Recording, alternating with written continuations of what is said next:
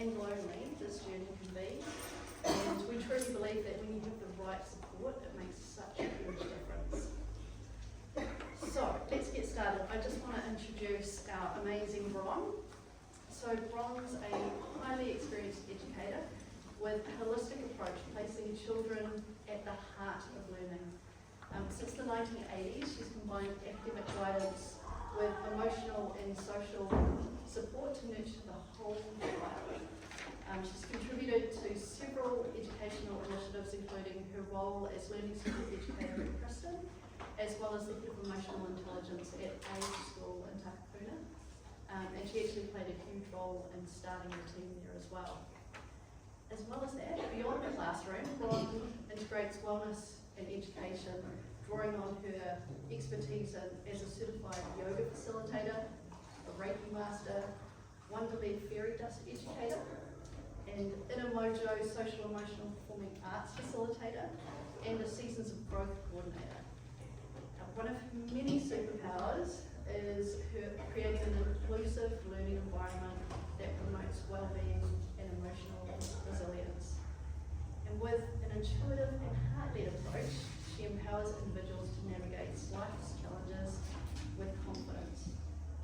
And added to all of that, because she's such a superwoman, more recently, Bron's passion for holistic education and personal development has led her to become a health coach as well. So supporting others on their journey for healthier, fulfilling lives.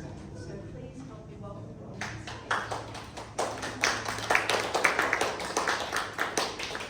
stage. Thank you so much for coming here today.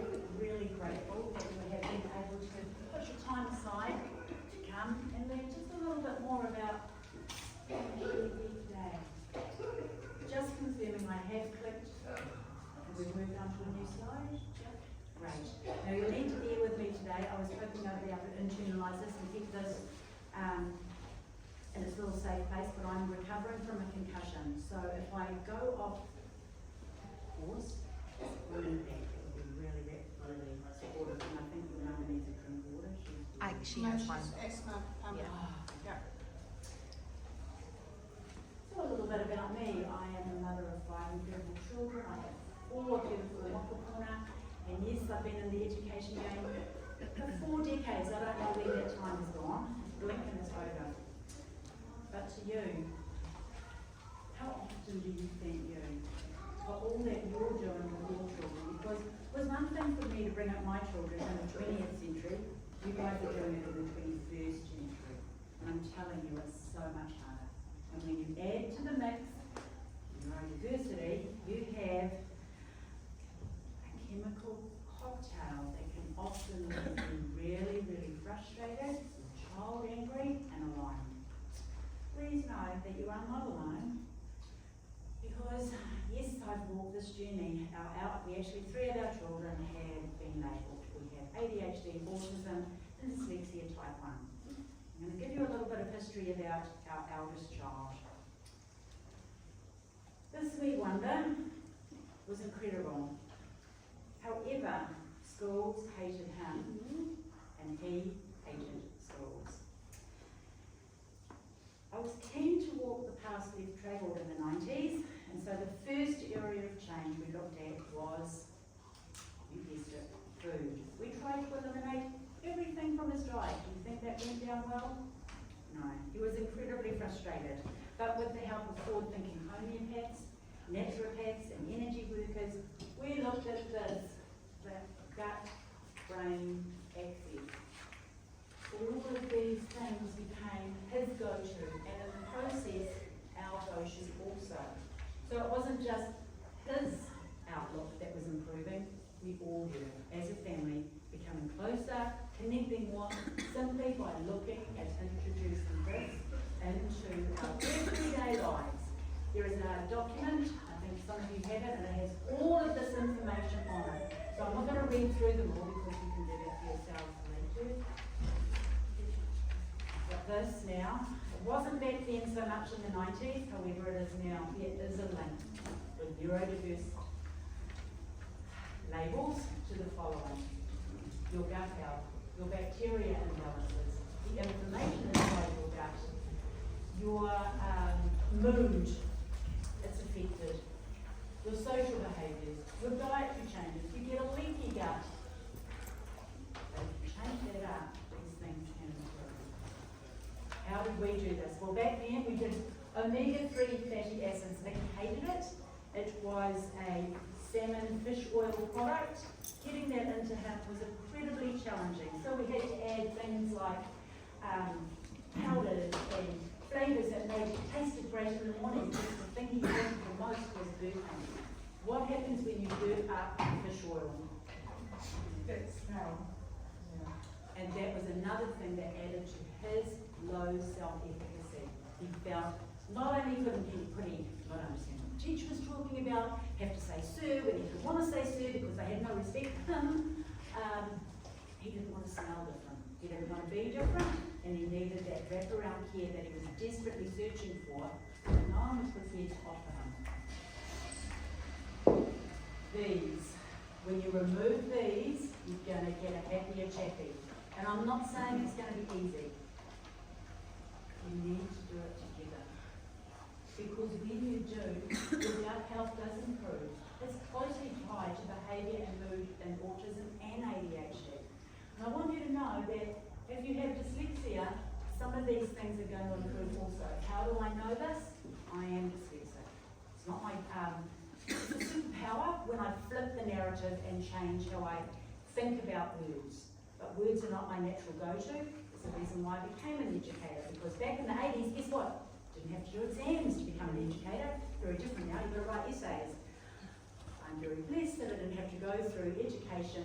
The bonus is now you can use AI and speech to text. Please know that if you use AI and you write it all up, they do have logarithms that know you've used AI. So I'm not advocating that, but speech to text is a brilliant way to support you. Getting back to how do we do this though, when your child has a rapid fire brain, black and white thinking, and isn't keen to run on that journey with you. It's called love. You need to put the child in the heart of the mahi, your child. The scary thing is, you know, this thing that you might be often doing to your child, turn it around, turn that sticky little finger around to yourself and go, hey, why not me? Why not me to support you doing this going forward? How can we change it up together to get it right? So, what did we do? Well, at intermediate school, you'll be pleased to know that his teacher told me he had no morals, no work ethic, and she doubted he had a soul. This is a true story, so we never went back, we up and left. We found a school that listened, we found a school that responded, and we found a school that cared. Each and every day, I was the biggest advocate for that boy going up. Walking up to the school, going into war, into battle with whichever, so the child, whichever educator didn't get it, didn't get what neurodiverse meant. And I really thought that today, it would be so different. But 20 years on, if anything, it is worse. This is why I feel so passionately about you guys getting the skill set you need to get out there and help your child become the very best version of them. Unfortunately, as you know, neurodiverse children do not like being told what to do. And as young parents, that's the narrative we fell into. We had an expectation. Here it says student, well, we had an expectation of our child to fit the box. We pushed the child to fit the box. They pushed back. Then the child had great difficulty in communicating all these unmet needs, sitting there, radiating, feeling so bad and disconnected from everything we were desperately trying to do with him. We then tried to de-escalate him. That didn't work, so what did we fall to? Okay, my darling, you're going to your room for time out, and we leave him in his room, and he would destroy the room. That plan is never going to work. It didn't work then, and it is not going to work now. The scary thing is, that's happening in the classroom. So how do we change this up? What do? We have to reframe it. And it's known as Plan B. Often, as parents, I'm telling you, we went to Plan C. What's Plan C? If my child is safe, and we are safe, let's move away. Let's give him the space he needs, whatever it is he's doing, so he can reset well. And And when we've both got full tanks and we're both feeling great, then we're going to come back to this. We're going to reframe the behaviour by restoring the energy first. For Nikki, it was softball. Anything to do with softball. I was useless at it. I thought I was great, but he quickly demonstrated how skilled I was. But we went together, playing softball. We recognised the stresses for him. What was going on that really put him out of balance? But we had to do this when he was feeling full emotionally and I was feeling full emotionally. If there's any negativity in either of us, this plan is not going to work. Because we need to be here. We need to be in the calm. When their storm is doing this, we're not calm, we're not centered, we're not just doing that deep nurturing breath for ourselves first, in whatever way that looks like, you can't get co-regulation. Co-regulation only happens when the adult is there. And however that looks for you, whatever it is you need to do on your journey to get to that place of calm. How are you going to do this? Hi. Welcome, welcome. Please come in. You're going to restore the energy their way. Please, it must be their way. You're going to reframe the behaviour as you're doing this. You're going to recognise together what that stressor is. You're going to work with them to reduce the stress, and then you're going to reflect that stress awareness back together. And you need to do this, my darling, yes, as a family. And I'm just going to give you a little example of what we did as a family. We changed it up. We had weekly meetings every week. We'd come together as a family and talk about, they could share with us whatever it was I was doing that made their hearts not beat happily, and we talk about that together. Every Saturday we played softball, the whole family of us. So that 7 of us was great. All day long at softball, at Albany. It started at 9 and finished at 6. It was a brilliant day. And in the winter, we played rugby. I didn't play rugby, are you pleased to know? I managed the rugby team. What about you? Coming back to you, how do you get to that place of calm? What are the little things that you can do to help you go, how am I going to navigate this one again? Remember that gut-brain axis or mindfulness 100% supports that. We took this on as a family. And it's going to be different for all of you. It reduces stress hormones. It improves your digestion. It balances the microbes in your gut. Most importantly, serotonin production. About 90% of your serotonin is where it's coming from, your gut. So if your gut is anxious, you can't get that feel-good factor. And I want you to know, you've got ADHD, you need that serotonin and dopamine hit all the time. And if you don't get it, you're going to crave it in other ways. So teenage years can be fraught. So, here's something you can try. Please take one and pass it on. And yes, if you have a look inside, it's an unusual brown wrinkly thing. And we're going to try this together to do mindfulness eating. And yes, you can do this with your children. Usually I use chocolate, but I wasn't sure who was going to be allergic to what, so I thought a raisin something much. You're my name tag. Thank you so much. I'm blonde. Please speak. What is it? Raisin. It is a very wrinkly raisin. What I'd love you to do for this mindfulness eating is first of all look at it. Have a sniff. Have a smell. It's okay, there's no need. Some of us just need that immediately. So have a look at it, have a smell, have a wonder. Take a deep breath in, let it out. When you're ready, if you so wish, you can either put it in your mouth or roll it around your fingers. And don't eat it. Just hold it there. Or hold it in your fingers and just follow it. What does it feel like? It's a raisin. It used to be a grape. So that is a raisin. No, good question. Because it's helping you pause and reflect and wonder. And all the files that are open in your brain, if you can imagine, you've got every tab on your computer open. And try to shut those 120 down, it's really hard. So holding on to that raisin, or putting it in your mouth, and just concentrating on the raisin and nothing else. It's called, you sure can. It's called mindful eating. My, And you can do this in any way that works best for you, but slowly savour the flavour. Now, little thing that we used to do at Hage is we had the special chocolate, Anna Kristen, we put the special chocolate in our mouth, and the person would win who left it there the longest. Guess how those classes were? Do you think there was much talking? Silent, because they all wanted to win, because that's the thing. When you're neurodiverse, you've got a competitive edge that is desperate to be great at something. And what are you going to win? That's right, you're going to the next class and you have all those yummy chocolates. No, I wasn't allowed to do that. It would have been lovely if I had it, but no, I did not. But they made sure they had something that would restore their behaviour in a way that was purposeful for them, coming back to that 5-step method. That's mindfulness eating. What about breath work? How can we use that?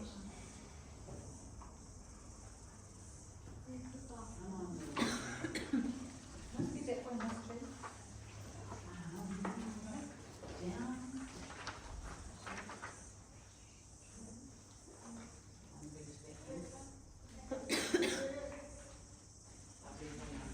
Yes, that's what we're jumping to. We're going straight down to our anchor. When you or your child are feeling overwhelmed, pause. Just hold it there. There may be something you come into and there's mess everywhere. Just pause. What I used to do is actually pause and walk away. Breathe. And then drop anchor into your body when you're ready. And a little way to do this, and you've got it all day long. Think tips of your fingertips together. Anyone, your choice. It's called a PQ rest. And you simply hold your fingertips together. No one knows you're doing this. And you're feeling the edges. You're feeling the smooth contours. You're noticing the different bumps. And as you're doing this, you're bringing yourself back to your breath. And you're thinking, whoa, I can do this and breathe.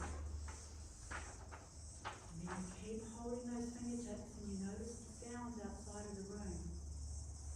Just bringing your awareness to those sounds. And then from there, you bring yourself back into the room. Hearing the sounds inside the room. Coming back to your fingertips. And just acknowledging that right here, right now, you're calm. You're centered. And you're okay. PQ rest. Your best friend all day when you need to drop and anchor into your body.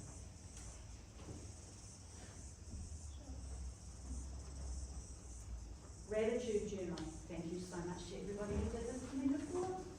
A gratitude journal, and you can do this all together, as simple as this. The children write and your family a lovely word, and you take one and you say, yay, thanks for the gift, and pass it on, because that's your word for the week, and whichever way works best for you. Because I'm telling you now, not all children want to write in a gratitude journal, but they might be quite happy to have a simple word is for them for the week. And then you can stick those words all over one of those incredible cork boards, and they're building it up to their pathway of feeling exceptional. And they're also, you guessed it, learning new vocab.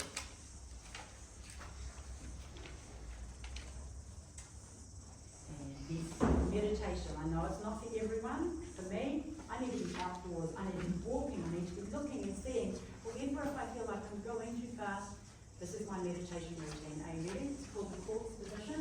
It is the best in the world because it modulates every single pressure point in your body. Because when I do meditation, what do you think happens to my brain? I go to sleep. It's not very good in class when the teacher is doing meditation and she falls asleep and is snoring and the kids are listening. So, corpse position. Feel free to try it with me. Simply the one. It's the best. It nourishes every pressure point in your body, bringing you back to calm. Yes, I'll try not to stay there too long because yes, you guessed it. Oh, yeah.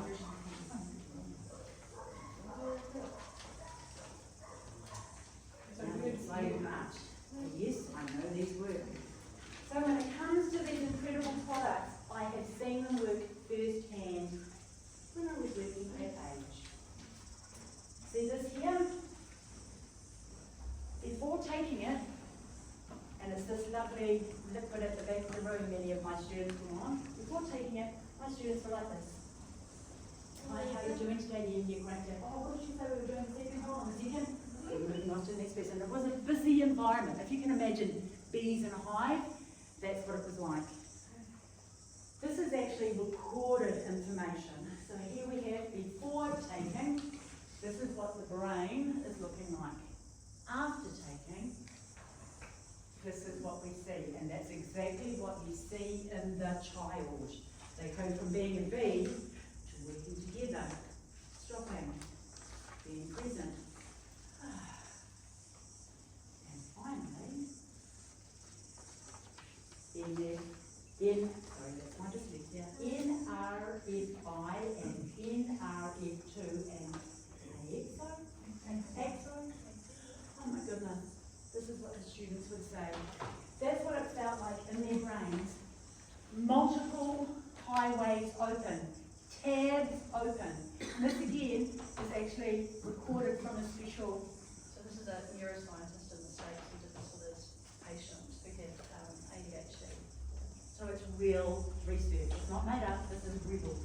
We saw it. This were their brains. Here, there, and everywhere. That's what they felt. And then they said to me, Brian, I've become a Zen master, I'm like you. I just can see one thing. And I'm thinking, I'm not a Zen master, but I'm obviously taking lots of this product to make me look like that. And this wrong. They just came down to one level, one layer. Holding space. Just the calm, all the edges taken off. It was absolutely remarkable. Now, oh yes, next one. I'm going to tell you just a little bit about Dr. Nicholas van der Geest. The child who was actually told he would be a rubbish man. He's my son. He is one of the world's leading engineers in Europe. They found him, he didn't find them. Don't ever let education tell you your child cannot make a difference. Because once they find what spins their wheels, nothing will stop them from whatever it is they want to do. Because neurodiversity, it's a superpower. I believe that 100%. But you, as a parent, need to find the platform that gives the traction, the superpower to be unleashed on the world. Testimonials.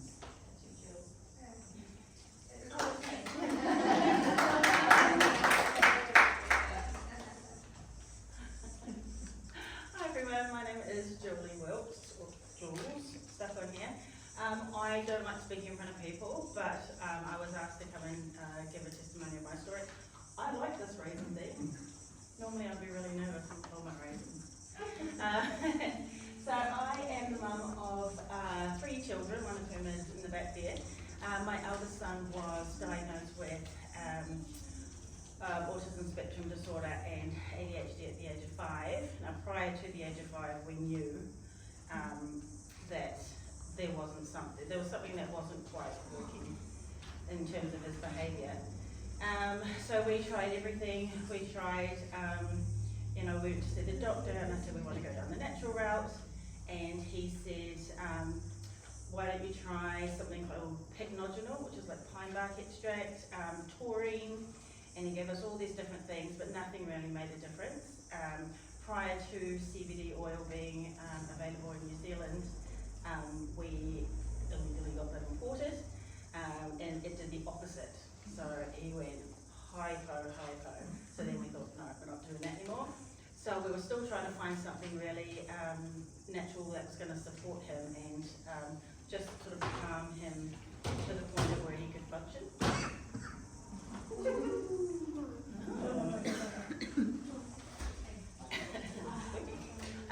So anyway, I met up with a girlfriend of mine, Jo, and she was telling me about her daughter, and she said, we've just found this one little yellow pill, and we've just started giving it to her. And she came home from school one day and she said, Mummy, I can think now. I just think, and then the answers, they come into my brain. And she was crying and she told me, and I said, oh, I'll give it a try, try everything else. And so we started our son on it when he was 10, And he, within 2 weeks, was a different child. I was having teachers come up and say to me, completely unprompted, "What's happening with your son? Why is he so calm? He's normally bouncing around the room and swinging on people's heads," and he was all over the place. So I said, I've been giving him this little yellow herbal pill. And yeah, so he's 15 now, he's doing really well. He just seems to be more balanced, if that makes sense. So I'm no expert, I'm just a parent who was looking for something natural. So I watched the brain mapping video from Dr. Fannin, and that's pretty much what it was.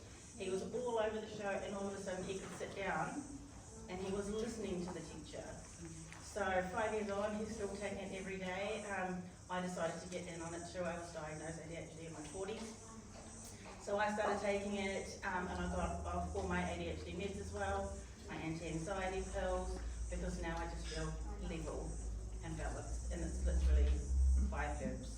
So I'm a spokesperson for that particular product, and it's just something that I'm really passionate about, because I know that there are other parents around who are looking for something natural to help support their children as well. So I think, if I can just plant a seed with someone and they'll understand that there's another option if they want to take that route. So, but yeah, huge advocate for it, and I'll take my raisins now. It's the NRF2 that Ron was talking about. I should have said that actually. Yeah. So yeah, that's the one from the brain mapping. NRF2. It wasn't clear to me. Oh, right. What I should have actually said. Pardon? the thing about is it a combination of fish oil or No, so what it is a tablet that is 5 herbs. It's ashwagandha, bacopa, milk thistle, turmeric, and green tea. And so together what it does is it activates the NRF2 pathway within the brain, and it helps create antioxidants within the cells. So I don't know much about the biology of it, but I know that it works. And so Can you take it in conjunction with you can, the other absolutely. ADHD meds? Yeah. In fact, thanks for bringing that up. I spoke to our GP actually, and he was always very, the one that was helpful, giving me all these vitamins to do. He said that from the research that he's done on it, he thinks that the longer my son stays on this natural product, the more likely he is to get off his meds. So he is still currently taking Ritalin at the moment in conjunction with the NRF2. So yeah, so that was really insightful for me, because I thought I didn't want to go down the pharmaceutical route, but it just became necessary. Gina? I remember when I took Ritalin, it was like a total, like I would make up scenarios that weren't real. It wasn't like you, wasn't it? No. Is that what you're trying to say? Can I get there? Sure. Sorry.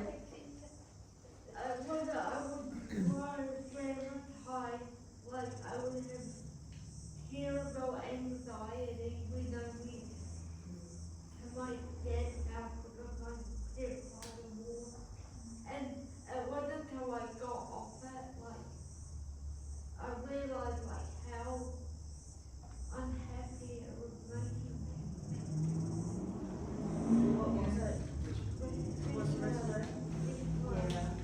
And that's the thing, it's just, there's so many, they just do so many different things to so different But people. how old are you now? But now the tablet that I'm on is the consideration that's helping. Is it? Yeah. Great. I think you just have to try and see what works for you. Because we were going to do that, we had all anticipation to try all sorts of different things, but it just so happened that the one that he got put on to start with worked for him really well. He doesn't eat though, but he has his protein shakes during the day and he snacks, so that's fine. He's like 6'3" and built like a bean pole. So hopefully that doesn't go home with my daughter. She's not listening anyway. So yeah, it's just done amazing things for our family, and so I make a mission just to go out there and talk to people about the changes that it's made for us. And, you know, with children, you see the results really fast, so I'd encourage you to have a think about it and maybe give it a try. It was definitely worked well for us, and I know with Bridget's family as well. Yeah. Oh, now my son's, I just need to give raisins actually. They're all salty now, so I'm gonna eat them. Happy to answer any questions at the end if you want, so. And I just want to share something. You know how I managed to get off the floor really easily? Before taking one of the products that aren't here today, I couldn't do that. My husband came in to help me get dressed in the morning. It's been totally revolutionary for me personally, from a multitude of reasons. Thanks so much, Ron. So, my children were very lucky to go to Age and have Ron as their educator. So, all the things that she talked about applying as a parent and in the classroom just completely transformed how we parented at home and the well-being of our children. So, I can now say that our 10 and 12-year-old just have turned in or changed from being like ants in their pants and I mean my son also takes the ENO too as well, but he's like more in his body now.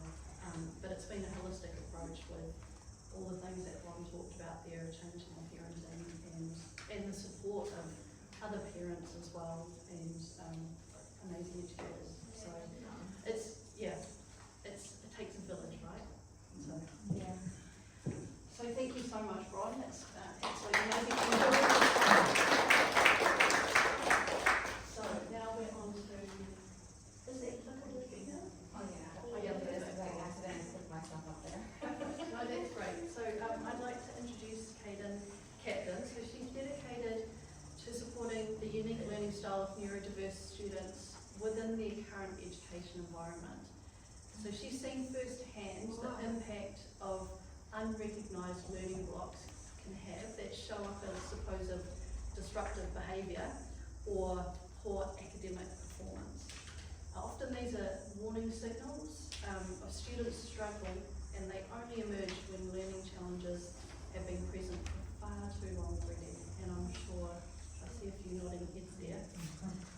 Caden works with their clients to create a bridge that provides personalised learning strategies that accommodate their learning styles and preferences for neurodiverse students. So with 25 years as a teacher and 7 years personally tutoring and coaching neurodiverse students, Caden has dedicated to equipping students with the skills to adapt and advocate for themselves in their current education system, and she does this through a business called Open Minded. She understands that the more we can specifically tailor the learning style, structure and rhythm to create a perfect fit for your child's learning style, the more their confidence builds for academic performance, and more importantly, the more they develop critical life skills. So please help me warmly welcome Kate.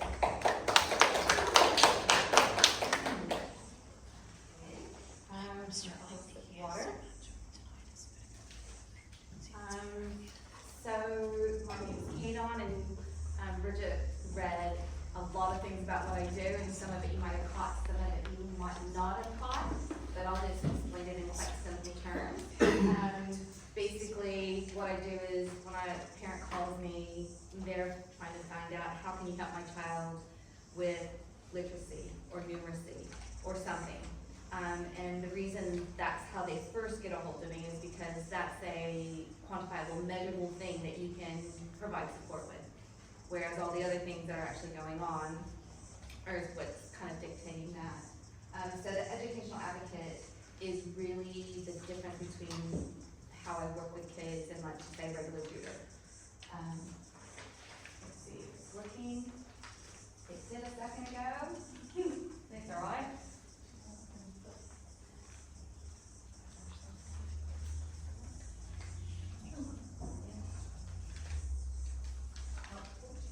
Okay, so what I do is I talk to the parents and to the kids, and I do things quite differently. The call me and I'll talk to them, but realistically, this is about your child or yourself if you're coming to me for your neurodiverse or your struggles in your workplace. And so what I do is I'm helping you navigate your child's workplace, which is school. Now, we premise that with the fact that school is what school is, right? We're not gonna change it overnight. It's a very slow moving change. We all know it doesn't work. We all know it doesn't work for lots of kids, not just like for the neurodiverse, but just for almost most kids, it doesn't actually work. The background to that is, if you know, or you might not know, is that when formal education was kind of developed and brought around, it was during what we call the industrial age, which was, you know, you just go to school to be taught to sit in a row, listen to the teacher, do what they say, and when they say. And that was because it was during a time when we had factories, when we were building things and creating things. So that's the kind of society they wanted. So they trained you to be like that. And if you look at schools now, hundreds of years later, we're still doing it that way. And I know for the families that do find me, they're like, oh my gosh, they can't get the kids to school, there's lots of struggles. And what I do is I try to figure out, how can I help you and your child navigate school, right? And I think about it as their workplace. And if we put that in our mind, when we're thinking about how many hours they're having to go and do something and be somewhere that most of them don't like or really struggle with, then you can go, right, if I had a job like that, I certainly wouldn't be going anymore. But as a child in the society, we don't really get that choice, and not everyone can homeschool, right? Oh, there we go. So one of the first things, one of the many things that parents come to me about is, oh no, not again, trouble getting your child to school. Okay, so before I carry on, I wanted to ask a question. How many of the families that are here are dealing or have children that are in primary school? Just hands up.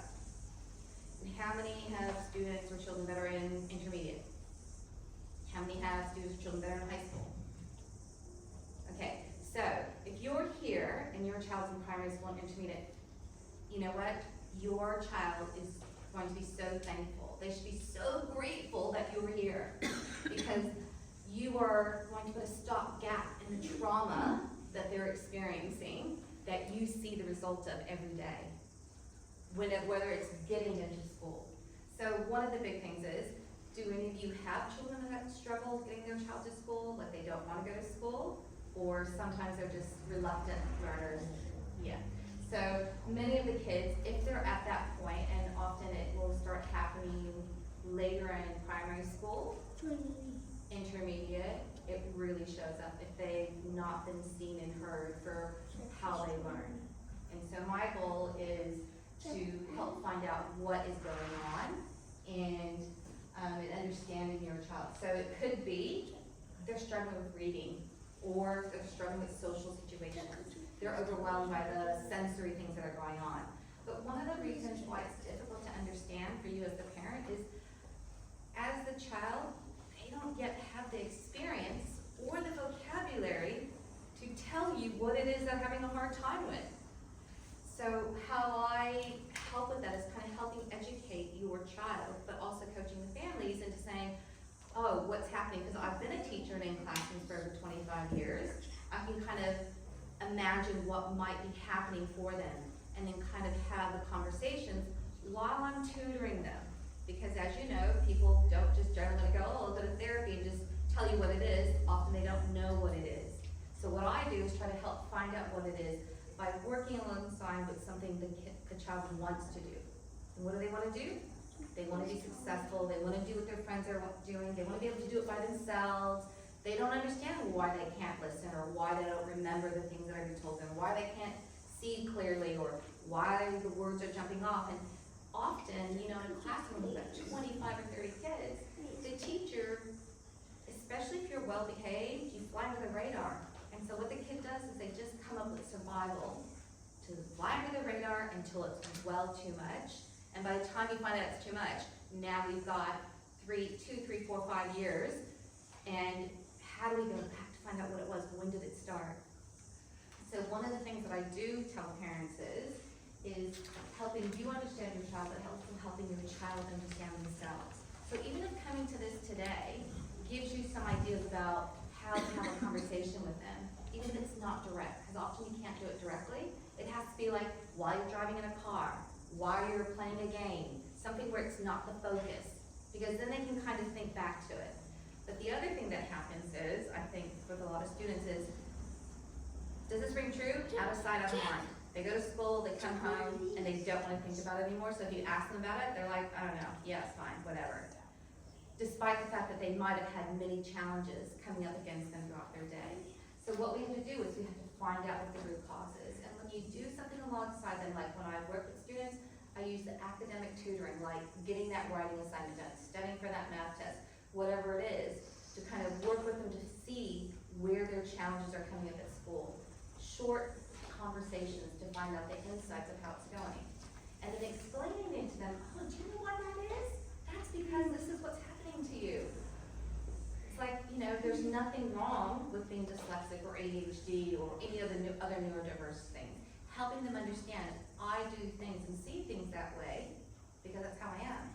That's how I learn, and helping them accept that, right? So that's critical for, if they understand, then it's one less stressor. They can kind of understand why they're having a challenge, right? So if you're having trouble getting your child getting to school, and if you're not, that's fantastic.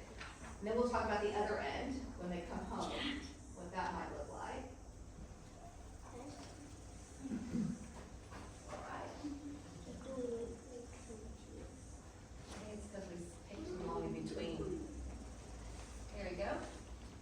So let's get to the next stage. You get your child to school, and that's all great. But you think, oh, they're struggling. There's something at school, and you want to know, how can I find support for your child in school? Now, sometimes as a parent, if you're not an educator, and I'm a teacher, so I kind of knew what a school system was like, whether it was in America or here in New Zealand.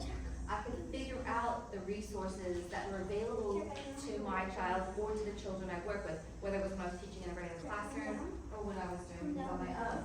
So one of the really critical things I think that is really helpful is to find out what's available during school, at school, for your child. Is it the sensory? Maybe they should be allowed to wear headphones if they wanted to. Maybe they should sit in a different part of the room or sit always next to somebody that's going to help give them some confidence.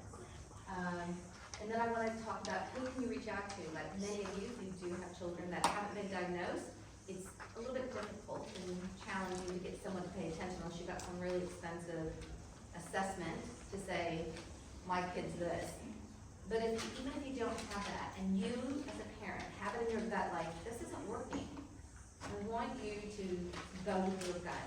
Go and talk to the teacher, and if you don't get any joy there, and you don't know what to ask them about, go and talk to what they call the Cinco at a school. Does everyone know what a Cinco is? It's the person at the school that deals with children who have learning difficulties. So it's usually, if it's a big school, they might have one person who actually has that job. Often it's a shared job with the deputy principal. They wear those two hats. And what it is they have access to all possible solutions for what your child is struggling with. So the thing is that one of the areas that my parents would show is they don't know who to ask and what to ask for. So the other thing that I do is help children advocate for themselves. Now, this is an example that I often talk to my families about is when you're in primary school, year 1, year 2, year 3, you don't know how to do something, you raise your hand. The teacher comes over, and they say, what do you need help with? You kind of say, oh, I don't know how to do this, and say, what don't you know how to do? Now, what's frustrating about that is that when you're in the early primary years, your teachers can look at your work and figure out where you're struggling. It's quite easy. Oh, they don't know how to start the sentence or the paragraph, or they don't know how to do this math problem. But as a child, as a person, when you say, raise your hand, I don't know how to do this, the teacher comes over and says, what do you need help with? I don't know how to do this, and they keep asking a question, you're not actually empowering the child to understand which part of it they don't know. So years of that, raising your hand, getting a question as a response to your question, cry for help, that you kind of stop asking questions. You just stop asking questions as a child. So when I get work with students that are in intermediate or high school, they have now disconnected to thinking their teacher is there to help them. Instead, their teacher is singling them out or isolating them by saying, I don't know what you need help with, what do you need help with? And you're like, if they knew, don't you think they'd be saying, I actually don't know how to do the added part of this problem, but they don't know how to communicate that. They haven't yet learned. So one of the things that you could do is help them learn which part of what they're struggling with. Now, how I teach parents and students to advocate for themselves is do it in a very non-threatening way at first. And if your child's in intermediate or high school, teach them how to use the email as a communication format, which means it's like, when I work with some students, they're like, no, we're not gonna email my teacher. I said, but I've looked through everything on your Google Classroom, I've looked through Teams, and I can't help you with this project, with this assignment, because the answer's not out there. And I said, do you remember your teacher saying something about this? And they go, yeah, I do. She said this, but I don't remember what exactly it was. That's a common response for an ADHD child to not remember all the words given to them in a day. So then I go, all right, so I'm gonna write an email for you from your email. I'm not gonna send it, but you can read it, and if you're okay with it, we're gonna send it. So we sit there, I type it up, I leave it for a few minutes, we work on something, and I said, just have a look at it. Do you think we can send it? Reluctantly, but they feel a little bit safe because I've written it. And they rewrite it a little bit if they want, and then they send it. Now, what that does is next level. It creates a way, and then you know what happens? A teacher doesn't get 30 emails a day or 150 emails a day. So that teacher is going to feel like, oh, this student's engaged. They'll respond really quickly and really kindly with exactly the information you need to know. That's their first new reality, first new experience of how to communicate positively with their teacher, which starts building their relationship. So now we've built some confidence, and they can do it themselves. Do it over a period of 4 or 5 weeks, help them feel safe about it, and then they start doing it themselves. Because then now they know, oh, my neurodiverse brain, whether it's dyslexic, I can't write it down fast enough, whether it's ADHD, I can't remember it. They feel now safe enough to go, oh right, if I forgot, now I can ask later. Because they're not gonna ask in school time. And often schools nowadays, you're not allowed to have your phone out, so even if the teacher writes it up, they're not allowed to take photos of it. You know, but you can ask for those kinds of accommodations. That's the other thing I encourage my parents to do, is like, whatever you're feeling in your gut, go with it.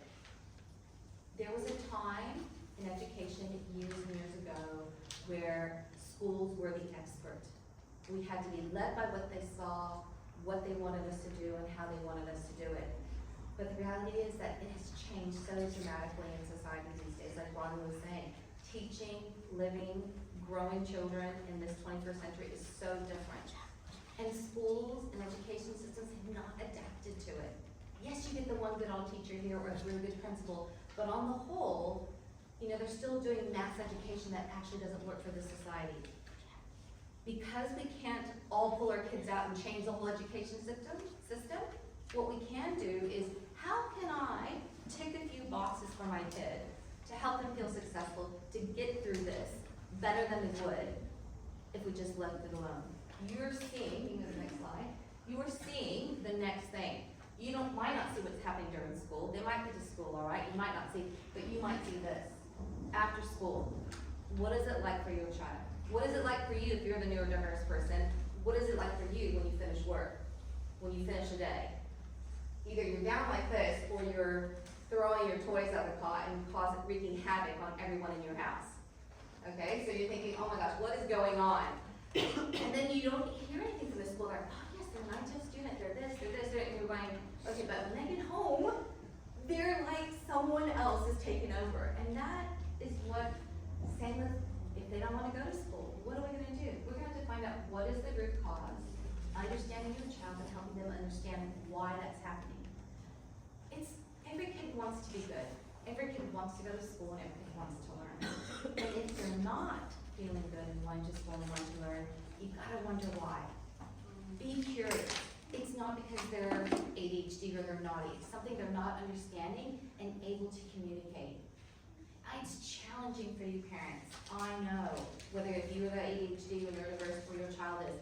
Because we're human beings too. We've had to work, we've had things in our life, and then we gotta deal with this little human being or this person who is like, and you want to bring them down, but the reality is that Bronwyn said, use the raisin, breathe yourself, relax yourself, ground yourself so that you can create space to be curious as to what, you go to the next slide, as to what is going on.